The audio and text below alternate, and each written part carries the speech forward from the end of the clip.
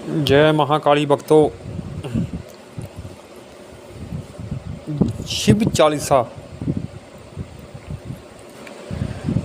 शिव चालीसा को सिद्ध कैसे किया जाता है, और ये सावन मास में बहुत अच्छा अवसर है आपके लिए शिव चालीसा को सिद्ध करने का। कोई भी चीज़ अगर आप सिद्ध कर लेते हैं तो उसका असर एक पाठ का 1000 गुना ज़्यादा बढ़ जाता है।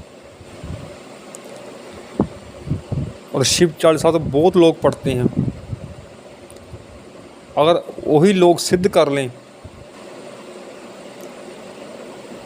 तो 1000 गुना फ़ायदा ले सकते हैं एक पाठ का ही अपने। और सिद्ध करने की विधि मैं आपको बताऊं, इससे पहले आप चैनल को प्लीज़ सब्सक्राइब और लाइक कर दीजिए। शिव चालीसा को सिद्ध करने की विधि सोमवार के दिन शुरू कर सकते हैं आप, उससे पहले नहीं, क्योंकि आप उसे सिद्ध करने जा रहे हैं। और ये सावन तो 59 दिन का सावन है। 59 दिन में आप सिर्फ 21 दिन में इस शिव चालीसा को सिद्ध कर सकते हैं। सोमवार के दिन आपको विधि ध्यान से सुन लीजिए। विधि में गलती हो गई तो आपका फ़ायदा कोई नहीं होगा 21 दिन का, क्योंकि आप इससे सिद्ध करने जा रहे हैं और कोई मिस्टेक होता है तो उसका नुकसान भी होता है। इसलिए आप ध्यान से विधि सुन ले। पहले रात 9 बजे के बाद आपने बैठना है, उससे पहले नहीं बैठना आपने शिव चालीसा पढ़ने। सोमवार के दिन रात के टाइम, दिन में टाइम नहीं पढ़ना आपने। भगवान शिव की तस्वीर सामने रखकर, जिसमें साथ में माता पार्वती और गणेश जी हो, वो तस्वीर आपने लेनी है। ये खास करके याद रखना, भगवान शिव की अकेले की तस्वीर नहीं लेनी है आपने, जिसमें ये तीनों हो, आप तीनों हो, फिर तस्वीर वो तस्वीर लेनी है आपने। और घी का दीपक जगाना है आपने भगवान शिव के सामने। और आपने करना क्या है, जल हाथ में लेकर संकल्प लेना है। पहले 21 दिन में आपने 108 पाठ करने पड़ेंगे आपको शिव चालीसा के, उससे कम नहीं हो सकते, क्योंकि आप सिद्ध करने जा रहे हैं। 21 दिन आपको 108 पाठ करने हैं शिव चालीसा का। पहले जल हाथ में लेकर संकल्प लेना है, अपने कुल देवता का आशीर्वाद लेना, अपने पितरों का आशीर्वाद लेना है। और इस साधना के लिए आपने भगवान शिव को ही गुरु मान लेना, अगर आपका गुरु नहीं है तो, क्योंकि बहुत लोग ऐसे जिनका गुरु नहीं है।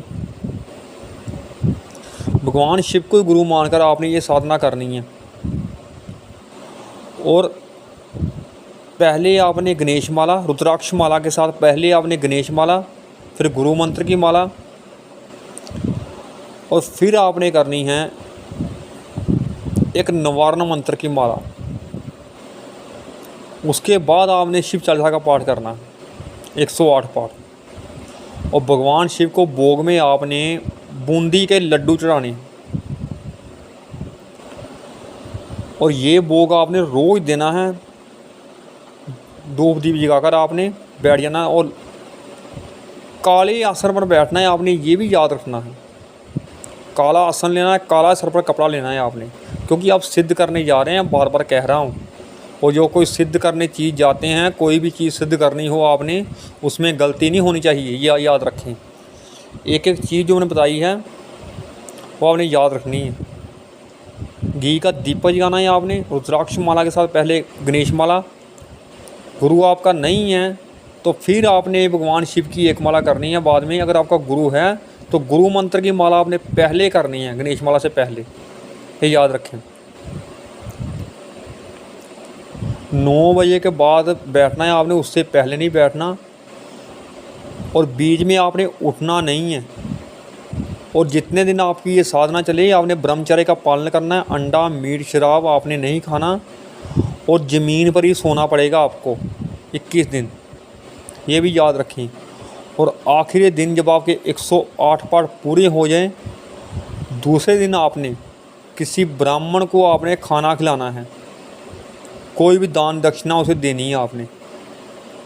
किसी मंदिर में जाकर दे आएँ जाकर, ये भी याद रखना है। उसके बाद ये आपकी चालीसा सिद्ध हो जाएगी। उसके बाद इसके अनुभव आपको खुद होंगे। जब आप एक पाठ करेंगे ना, फिर आपको पता चलेगा कि आपने चालीसा पढ़ी है। ऐसे ही आप जितने दिन मर्जी चालीसा पढ़ लें, एक पाठ तो होता ही कुछ नहीं है। एक पाठ से तो उनको पता तक नहीं चलता, भी आपको चालीसा भगवान को पता नहीं चलता कोई हमारा पाठ कर रहा है, एक पाठ कर रहा है।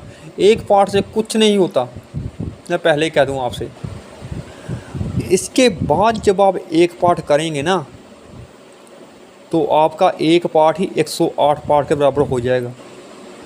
ये साधना करने के बाद उतनी ऊर्जा आपके अंदर आ जाएगी कि कोई भी तंत्र क्रिया आपके ऊपर नहीं कर सकता, कोई भूत प्रेत आप पर अटैक नहीं कर सकता, नेगेटिव शक्ति तो आपके घर में घुस ही नहीं सकती। पहली बात तो ये, इतनी ऊर्जा का संचालन आपके अंदर हो जाएगा। इसलिए अपनी ऑरा पावर को मजबूत रखें, क्योंकि दुश्मनों का कोई पता नहीं चलता किस तरीके से वार कर दें। और ज़्यादातर दुश्मन इस तरीके से वार कर रहे हैं लोगों पर, तांत्रिकों के ज़रिए। समझने वाले समझ जाते हैं, लेकिन जो नहीं समझते उनका तो कुछ नहीं हो सकता। जय श्री महाकाली।